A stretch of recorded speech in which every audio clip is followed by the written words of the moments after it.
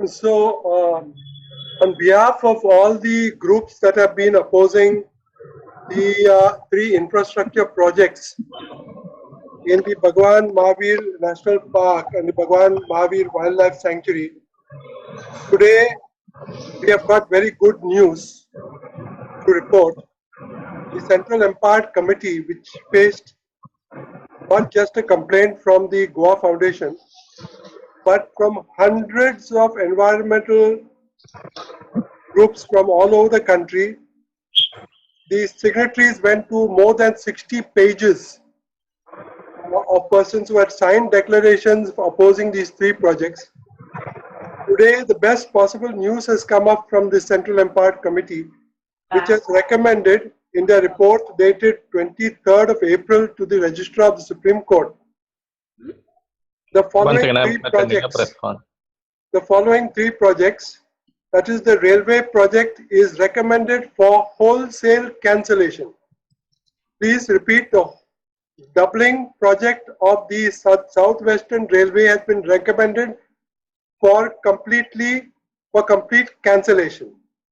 Number two, the Tamnar 400 kV line, which was going through a new portion of the Bhagwan Mahavir Wildlife Sanctuary in the north, which would take it very close to the Tambdi Sudla Rock Temple.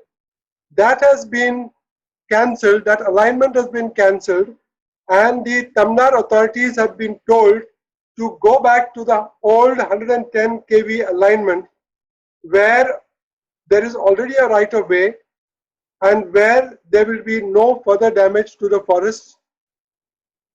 So on that ground, they have said that they agree with what has been suggested to them, that they should go to 110, 220 kV line, and eventually their argument is that once the 400 kV line comes in any case, the 110 line and the 220 line are going to be of no use. So rather than having three lines in the wildlife sanctuary, they said you will shelve the present alignment and go back to the 110 kV alignment so that the corridor and the wildlife sanctuary is not damaged in another virgin area. And in the third instance of the national highway, though the committee has taken a different view from that of the Goa Foundation and all the people who have been filing critical reports on the environment impact assessment studies, the CEC has taken the point of view that what we want here is something to be done about the old road, because the old road has been seeing increased traffic. With the result is that there's been a lot of damage to wildlife on this old road.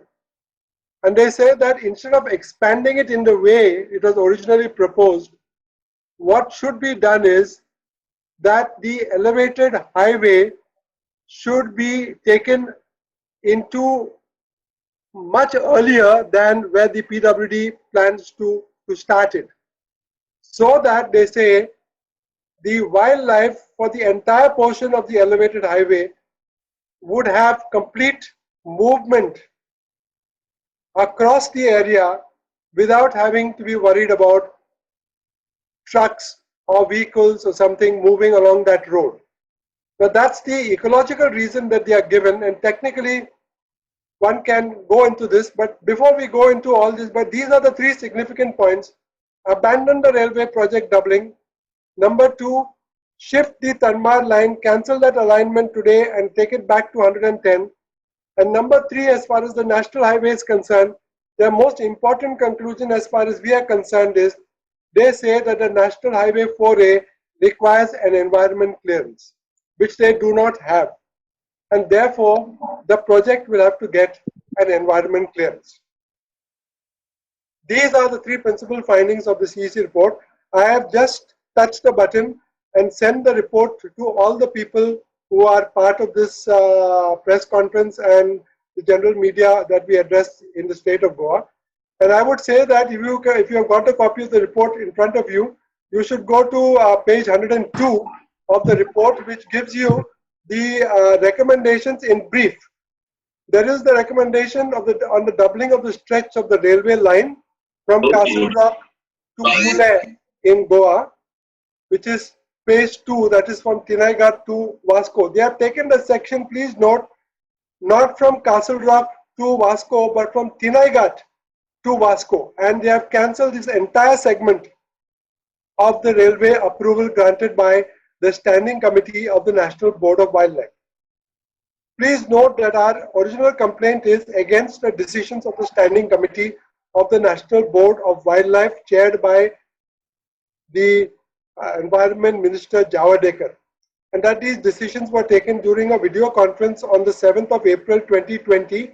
30 projects were approved in the space of 3 hours on video conference, and none of them was really looked at very carefully, and we said that this violates all Supreme Court's orders and also violates the provisions of the Act. So the Central Empire Committee has said, yes, the decision of Standing Committee is wrong, it has to be set aside. They have recommended this to the Supreme Court, and they have given 2 grounds. One is the first set of grounds is from number Roman 1, 2, 3, 4 are basically relating to the economic viability of the railway. They say that there is no real economic viability for this railway. They say they have been told by the MPT that coal, which today comprises 90% of the freight, is going to be cut down further as a result of national policy on coal. And they say that 80% of the rakes are coming back to Goa empty. And even if you double the railway line, it will be another 80% which will come back empty. And they have said a lot of alternatives like going through the Krishnapatnam port, these have not been exactly done. Now the environmental grounds are given from point 7, chapter from Roman 7, where they say that the opening of the forest cover in the sensitive Western Ghats along the existing line is likely to invite light demanding invasive weeds like the Milkania species, which colonize fast in the open area and spread to the nearby forest canopy and destroy the natural forest. Then they say that the increased number of trains and wider openings through the sensitive Western Ghats for laying the track will further fragment the habitat and make the movement of wildlife, including arboreal animals, that is animals that live on trees, across the railway line much more difficult and dangerous and bound to result in higher casualties.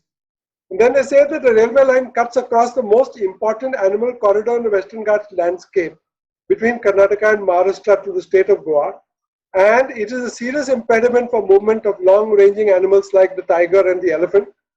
Then they say the approval of the NBWL, the National Board of Wildlife, to go ahead with the project has been granted for the Goa portion without the advice of the National Tiger Conservation Authority, which is a statutory requirement under Section 38O of the Wildlife Protection Act of 1972. This is an argument we raised squarely with the CEC, and he said there is a gross underestimation of the requirement of virgin land for implementation of the project because it will require additional land to make road connectivity, temporary dumping of excavated blasted stone, parking of heavy machinery and such during the stage of implementation of the project. So more than 120 hectares is going to be required. And they say that the connectivity between Goa and Karnataka is anyway being strengthened by way of the 4-laning of the National 4A through the same route and by development of a new airport. So the conclusion is that the CEC does not find any justification for undertaking a project of this nature, which will destroy the fragile ecosystem of the Western Ghats, which is an internationally recognized biodiversity hotspot and also one of the most important wildlife corridors of the country. Moreover, this doubling project will only be marginally enhancing the capacity of the most inefficient section of the railway network passing through ecologically sensitive and biodiversity rich tiger reserve, 2 wildlife sanctuaries and a national park. In these circumstances, it is recommended for the consideration of the Supreme Court to revoke the permission granted by the Standing Committee of the National Board of Wildlife for doubling of the railway track passing through the ecologically sensitive Western Ghats From Thinai Castle Rock in Karnataka to Kule in Goa, involving 120 hectares of protected area and 7 of non-protected area from the Bhagwan Mahavir Wildlife Sanctuary in the state of Goa, and 10.45 hectare in the Dandeli Wildlife Sanctuary and Halial Forest Division in the state of Karnataka, which were granted approval by the standing committee at a subsequent meeting. They say that these are in violation of the Supreme Court order of 5/10/2015 and without considering the justification for the doubling of the most inefficient railway line with 1:37 gradient and with severe restriction on movement of trains, and without considering the availability of alternative railway routes as well as alternative modes of transport. This is in relation to the railway line. And if you go to section B at page 107 of the report, you will see they say in relation to the Tamnar project, the keeping in view the detailed discussion above, CEC is of the considered view that instead of clearing canopy of virgin forest cover along 10.50 kilometer long corridor with 46 meter right of way in Goa state, the proposed 400 kV line should be drawn along the existing 220 kV corridor line in Goa state after establishing 400 kV corridor connectivity between Mapsa and Sangod and 220 kV between Sangod and Sheldon. This activity, in fact, is also part of the present project approved by CEA. This course of action will ensure adequate supply of power to the southern Goa region when the 100 megawatt of power now being received from Ramagundan through 220 kV line is temporarily disrupted during the construction phase of 400 kV line between Narendra and Sangod. Accordingly, the project proposal in respect of Karnataka will require to be suitably amended so as to make use of the existing 110-220 kV line corridor. This will also ensure that the commitment given by Power Grid and CEA, that is Central Electricity Authority, to the Karnataka government that no further transmission line shall be laid in the area is not violated. Most important of all this modification in the proposal will help in saving the precious forest and wildlife in the ecologically fragile and biodiversity rich Western Ghats. Keeping in view the above, this Honorable Court, that is Supreme Court, may consider issuing necessary directions to the Ministry of Power, Government of India, Goa State Electricity Department, and Goa Tamnar to redraw and modify the alignment of additional 400 kV corridor line between Narendra and Sangod New in the state of Goa and Karnataka. And the third one is about the four laning. They say this comes on page 108 of the report. Says keeping in view the CEC, after examining the four laning of National Highway 4A road proposed between Chainage 84 and 97, and after considering the long-term management requirement of the park so as to minimize animal road kills and man-animal conflict, and also with a view to minimize the adverse impact of four laning of National Highway 4A, has made certain suggestions in a meeting held on 12th of April 2021, and by their letter dated 13th of April 2021, sought the views of the PWD, Government of Goa, and National Highway. In response, the Chief Engineer, PWD, Government of Goa, has incorporated the changes in line with the suggestions of CEC to the earlier proposed plan of four laning improvement of the existing Goa-Karnataka border, Mole Goa section of National Highway. Keeping in view the changes proposed by CEC and agreed to by the PWD, we recommend to the Supreme Court that the four laning approved by the standing committee may be permitted to be implemented with the following modification. The span of the animal overpass proposed at Chainage 93 shall be increased from 12 meters to 50 meters. Please note, from 12 meters to 50 meters. The span of the underpass at Chainage 84 will be increased from 12 meters to 100 meters with 3 sections. This is to allow free movement of the animals under these sections of the four laning. Then the proposed 4-lane road in plain terrain, that is on the ground, be converted to 4-lane elevated road from 91 to 93 over a length of 1.5 kilometers.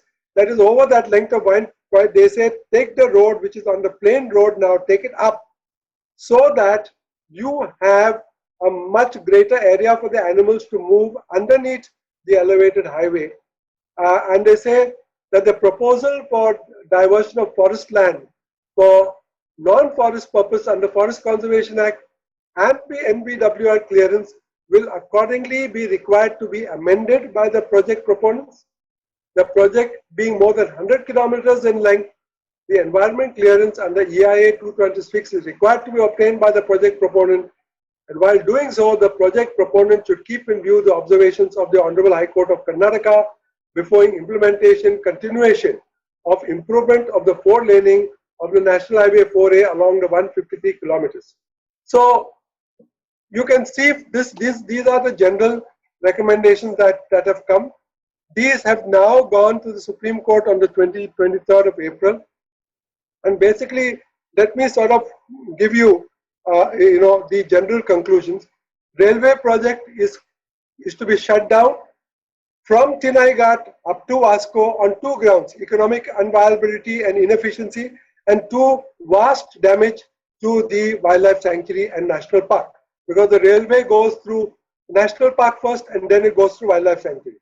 Now, what this has on the acquisition of the lands of people outside the wildlife sanctuary or something is yet to be examined, but there will be a lot of implications for that as well.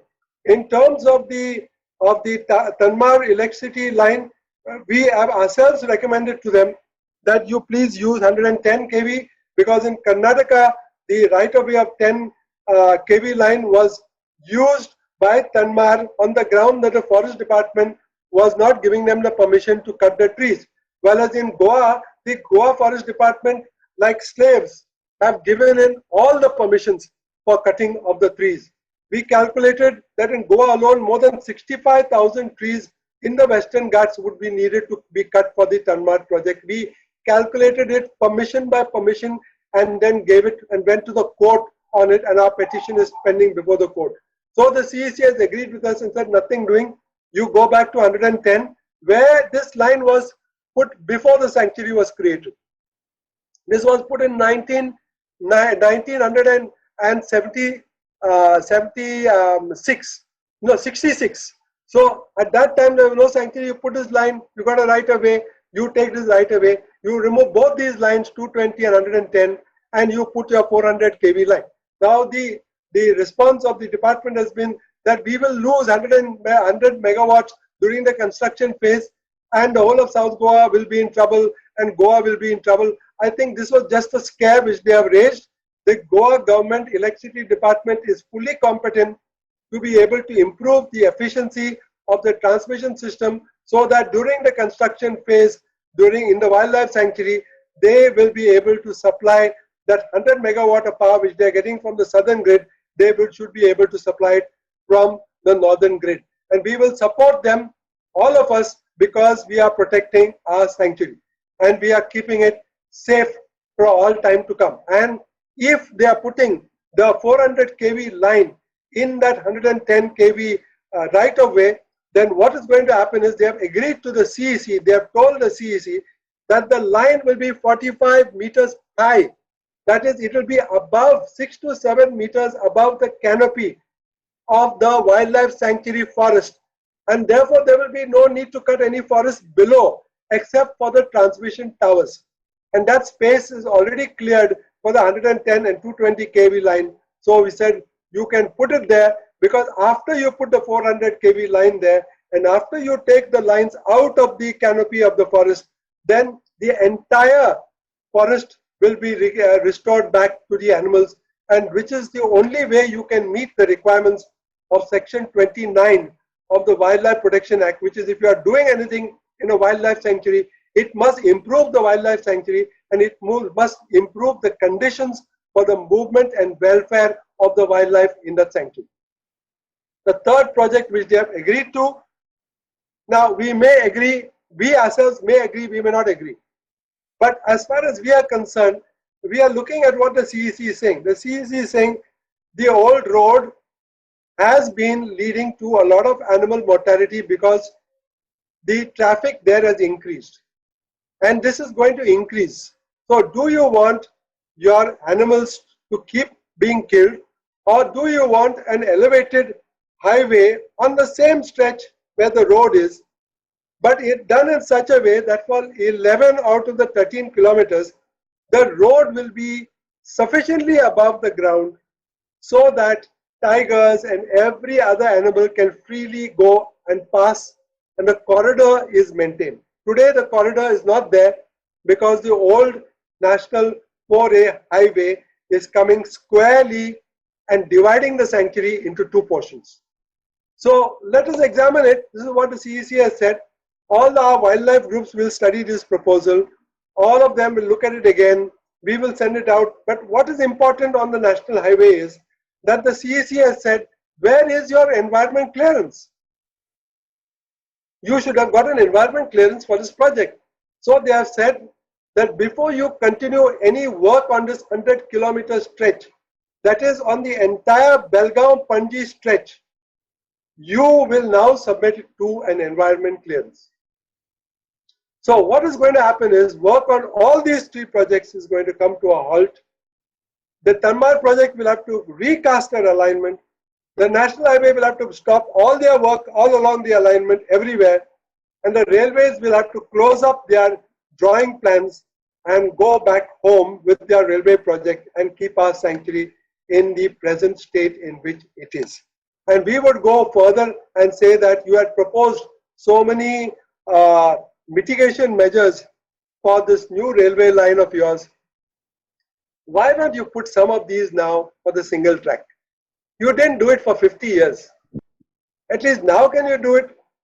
Forget about double track, but at least can you do it for the single track so that the animals have some way of moving up and down, across that single railway track, because it's still killing. It is still killing. I've got pictures of sambar. I've got pictures of gaur, all being killed. Snakes, too numerous to mention. Too numerous to mention. I've got a question from Trisha. The 11-kilometer will be 4-lane. It will be 4-lane. It will not be 2-lane. But since it is going to be on viaduct structure, whether it's 2-lane or 4-lane, it will be above, and it will allow the free movement of animals. This is as I said, we are not disclosing whether we agree with this or not, and ultimately this report has to go to the Supreme Court. It's gone to the Supreme Court on the 23rd of April. Now it will come before the Supreme Court bench, and the Supreme Court bench will consider whether to accept this report or not, because the railways are bound to try and contest it. Tanmar may try and contest it. Nobody knows who. The National Highway also may try and contest it. Nobody knows what these people are going to do. But I feel that the report has gone into every aspect of the issues raised by everybody, not just by the project proponents, but by all the wildlife groups, by all the youngsters who made this fantastic Save Mole campaign alive and brought it to the attention of everybody all over the country, and got a massive support from lots of people from the state of Maharashtra, from the state of Karnataka. Karnataka people began to support us. Now we are supporting people in Karnataka, because this Western Ghats segment between Karnataka and Goa is too precious to damage in any way, particularly during these times when we are talking about the migration of viruses from wildlife to human beings and COVID and so on. It's best to keep these areas alone. The second question, as of now, all three projects are at halt. Yes, the railway project is not yet begun. The Tanmar project has not begun in the sanctuary at all. But if we're not very careful, they will only be allowed to do the portions. We have got a challenge where we have challenged the alignment before the High Court. That will come up for consideration in the background of this report, and then we will see. And as far as the National Highway is concerned, there is a very clear recommendation that they will not be allowed. It says, before implementation, continuation of improvement of 4-laning of the highway, you will have to keep in all the of the recommendations by the Karnataka High Court, and you will have to get your environment clearance. Yes, from Gerard, there's a question. The existing power line involves a longer stretch within the sanctuary and protected area, much of which has since regenerated since it was constructed. Will that not cause much damage? See, this is something that has been raised by the Tannar people themselves, saying that there's been a lot of regeneration. But if you go to the site, you feel that that is not true. What is that is basically secondary regeneration that has taken place. And every year that regeneration, particularly of the 220 kV line, has been continuously cut down because the trees go up and cause what they call these, power shutdowns every time, because they get entangled in the wires and so on. So if you look at 110 kV line, you can see that the 110 kV line is completely engulfed in bushes and creepers and so on. These are secondary and tertiary vegetation. There's no great deal. We are looking at a wildlife sanctuary for the next generation. We are looking at permanent structural changes in the wildlife sanctuary. We are looking at a line that was put before the wildlife sanctuary was notified in 1966. And therefore we think that maybe this is a good proposal. I'm not agreeing as yet. We have to consider. We have just got the proposal, and we have. It's not only the Goa Foundation. It's a lot of young people involved in this, and a lot of groups who are involved in this. We all have to discuss this. We'll have to have a meeting on this and see what will be our stand when this matter comes up before the Supreme Court. When is the next hearing in the Supreme Court? Well, I do not know really anything about this, because right now the Supreme Court has issued a circular saying that except for urgent matters, nothing will be taken up, and the Supreme Court will go into vacation on around about the 15th of May, and it will resume only in July. But there's a lot of chaos right now because of there's a new Chief Justice also come. There's a lot of reorganization of benches, etc. So it will take some time. But anyway, none of these projects are urgent in any way, and they can easily wait for a couple of months till the Supreme Court has looked. And certainly once the Central Empowered Committee, acting on a Supreme Court's order dated the 5th of October 2015, acting on that order, says that you please do not do anything, and the Supreme Court will look at these recommendations. I don't think that anyone should move an inch on these projects till the Supreme Court comes out with its definitive decision on all the 3 projects.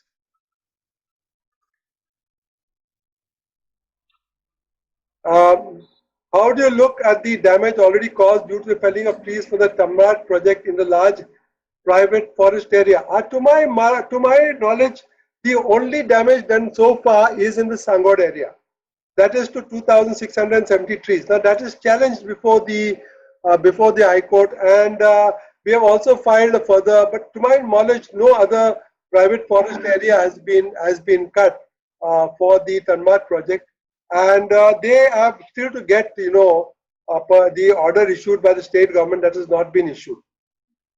In relation, does this mean Tanmar can still go ahead with the 450 kV if they realign and keep the lines above the canopy? See, there is a procedure. They will have to go back to the Central Electricity Authority. But as I said, all these decisions will have to be taken after the Supreme Court decides on these recommendations. If the Supreme Court says, yes, we accept the recommendations, then the Tanmar people have to go back to the Central Electricity Authority and get a realignment approved by them, saying that, see, we are not being permitted to go through the wildlife sanctuary. Please give us permission to use 110 kV line. This is exactly what they did in the case of Karnataka. They'll have to do it in the case of Goa. Now, if they do that, then the chances are that they will not be able to utilize Sangod, because that may go out of line. They may be able to, they would have to go back to Shelde. So there are a lot of these issues which are to be raised, and I do not know when they will be raised. Is there any precedence for the Supreme Court ignoring the recommendations from a CEC report? Yes, but these are marginal. By and large, the recommendations of the Supreme Court committees are generally looked at very kindly by the Supreme Court unless there are serious problems with it. A big thank you, Captain Viriato, that we can see he has thanked all the groups, yes, and we welcome and we think we have said very categorically that this is a fight of everybody, all the Goenkas, to get these projects cancelled. I have a question regarding Tanmad. The 110 kV line is in sanctuary on Karnataka part. However, the alignment Karnataka before reaching this defunct will result in lots of damage. No, they are using their 110 kV line. They are going to incorporate the 110 kV line as part of the 400 kV line. So they are building multi-tiered line, and they will accommodate the 110 kV line. But they will have to get forest clearance. Whether that forest clearance is given or not, I do not know, because now Cloud, yes, Cloud, Giridhar here. Yeah. yes, So first of all, congratulations for all your efforts. So as I mentioned in my question regarding Tamnar, so the yes, 110 kV line is in the Castle Rock area of Dandeli Sanctuary. yes, But the majority of the alignment in Karnataka part lies before that, and yes. it passes through the deemed eco-sensitive zones of Kadi Tiger Reserve and Bhimgad Wildlife Sanctuary. So if they are considering the 110 kV line, defunct line for accommodating the existing 400 kV, it may not be useful for the Karnataka part as far as Goa is So that is concerned. something.